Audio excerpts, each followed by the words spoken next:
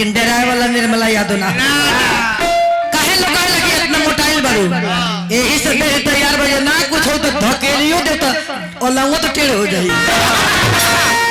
कोई जगह में बैठ लो के हाथ गोड़ टूट जाए। लेकिन 4-5 गो लड़का फैका कहाँ से हो गए नहीं हरे से ले आ रहे गा डोली भौजाई बारू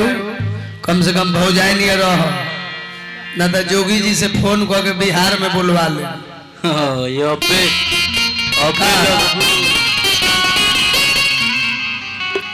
कहाँ धरी छेतनिया कहाँ धरली सागरे अब भौजी मरलस मटकी तो जागल हमार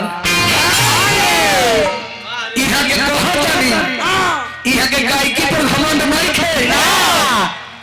पढ़े वाला लड़का के प्रेजेंट ऑफ माइंड के पता कब लग जाए सतेंद्र भैया साल भर 10 साल के पढ़ाई 12 महीना के पढ़ाई जब लड़का एग्जाम में बैठी तो पता लग जाए सिंपल लिविंग हाई थिंकिंग आप उच्च सोचिए रे भौजी और साधारण रहिए भोजपुरी इज क्षेत्रीय भाषा भोजपुरी कहाँ बोलम छपरा सिवान गोपालगंज यूपी झारखंड बिहार बलिया अब चल जेब कनाडा में और कनाडा में कह कि का भैया ठीक बा हेड़ा केड़ा पेड़ा पेड़ा बुझाई भोजपुरी इज क्षेत्रीय भाषा हिंदी इज नेशनल भाषा इंग्लिश इज इंटरनेशनल भाषा दुगोला के ब्यास में बहुत प्रयास लोग भाई गोपालगंज से लेके सिवान आड़ा बलिया बक्सर लेकिन केहू मॉरिशस ना गए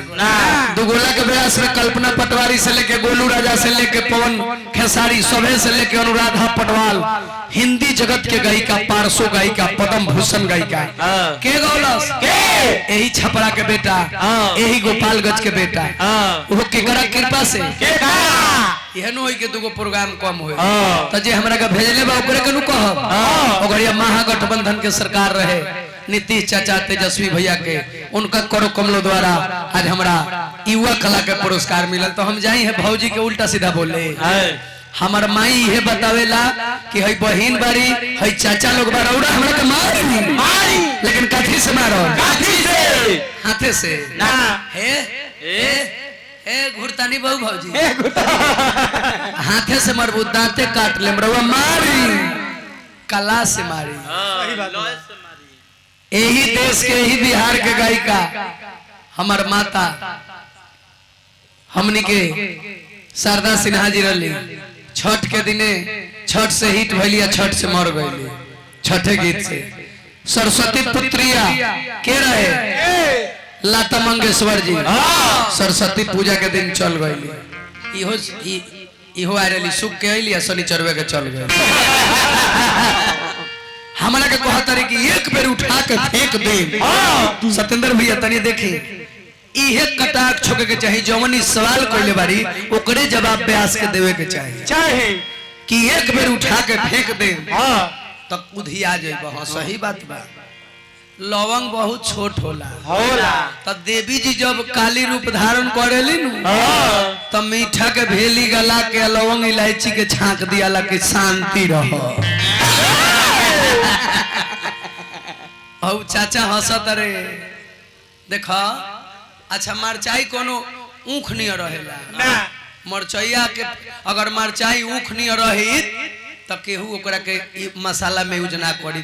लोग घर में पिलर में लागित लोग पलानी में लागित लोग ओकरा के लाठी दे मरचाई बहुत छोटा रहेला भौजी नहीं खे विश्वास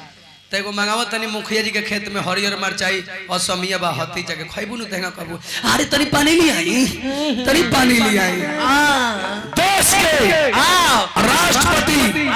scientist doctor APJ Abdul Kalam तरह के तू बार बात बोलू अच्छा जगह तरह के लेके रख देता नहीं उनका देह के वजन कितना रहे कितना पढ़े वाला लड़का लोग जीके उठा के देख ले उनका देह के वजन रहे 41 किलो 300 ग्राम उनका शरीर के वजन है अब ऐसा परमाणु बना देले बारन के एक बेर अगर परमाणु छोड़ दिए तो सब पाकिस्तानी लोग 1 सेकंड में साफ हो भाऊजी जोताई पर मत जोते, गहिराई पर जो। आई दुगो भतीजा लोग इनकर बोलत रहला सल, हम बोली ले ना, हमार नाम बारून अलबेला। जे जैसे रहेला उसन रहे के पड़ेला, आ जे जैसन कहेला उसन कहे के पड़ेला। मुख बात तई बा के दुधार गाय के दू चार गो लातो सहे के पड़ेला। चढ़ई है ई कहली ह कि निर्मला केहू से डेराली ना ना, तू डेराली, तू डेरालू भौजी। तू चैनल से हिट बारू, हम चैनल से हिट नहीं कि हम भिखारी ठाकुर के गीत गा के हिट बानी। हई यूट्यूब वाला भाई लोग तारा के हिट कहलक लोग, कई दिन आके लाइव में बोलू हो कि ना इनका लोग के जोड़े खराब भइल बा। देखा भैया ही मोबाइल से रिकॉर्ड रुका बतावा, इनकर कैमरा छीना गई, जाके हमनी के तेजस्वी भैया के भेरी दरबार में गई नहीं, आ तब जाके इनका लोग के काले पैसा मिला। पहले तनी प्रोग्राम में कह, मोबाइल पर कहत बारू तो डेराए के नहीं खेनू।